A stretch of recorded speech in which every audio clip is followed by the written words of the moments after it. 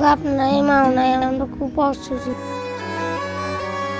নিয়তির কি নির্মম পরিহাস। মাথার উপর থেকে একে একে চলে গেল মা ও বাবা দুজনেই। শূন্য ভিটায় জরাজীর্ণ এক ভাঙা ঘরে এখন শুধুই কান্নার রোল। সিরাজগঞ্জের এই দুটি এতিম শিশুর জীবনে এখন শুধুই অন্ধকার। কখনো একবেলা জোটে তো কখনো না খেয়েই কেটে যায় দিন। বাবা মা দুজনকে হারিয়ে যেন অথৈ সাগরে ভেসে গেছে এই অবুঝ দুটি প্রাণ। যে বয়সে হাতে থাকার কথা ছিল বই খাতা, সেই বয়সে ক্ষুধার জ্বালায় জরাজীর্ণ ঘরে চোখের জল ফেলছে তারা। এই বয়সেই তারা বুঝে গেছে এই পৃথিবীতে তারা আজ বড্ড একা। অবুঝ এই চোখের জলের ভাষা বোঝার ক্ষমতা হয়তো সমাজের অনেকেরই নেই। ক্ষুধার তীব্রতায় যখন পেট পুড়ে যায় তখন জরাজীর্ণ ঘরের কোণে একে অপরকে জড়িয়ে ধরে কান্না করা ছাড়া আর কিছুই করার থাকে না দুই এতিম ভাইয়ের। মা বাবা মারা যাওয়ার পর এই দুটি শিশু ঠাঁই হয়েছে তাদের নানা নানির কাছে, কিন্তু সেই আশ্রয়দাতারাও আজ চরম অসহায়। অভাবের তাড়নায় সেখানেও যেন প্রতিনিয়ত যুদ্ধ করতে হচ্ছে বেঁচে থাকার জন্য। নিজেরা চলতেই যেখানে হিমশিম খাচ্ছেন, সেখানে এই দুই এতিম নাতিকে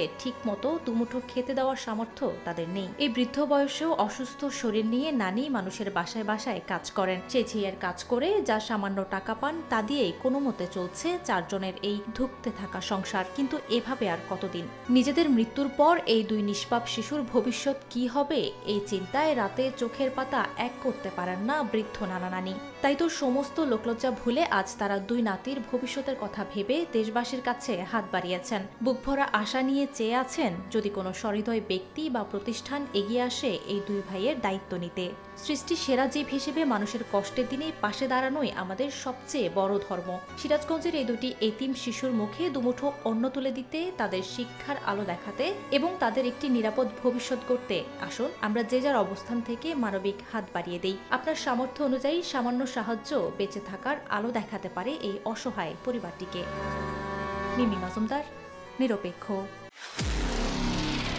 নিরপেক্ষ, সত্য প্রকাশে আপোষহীন।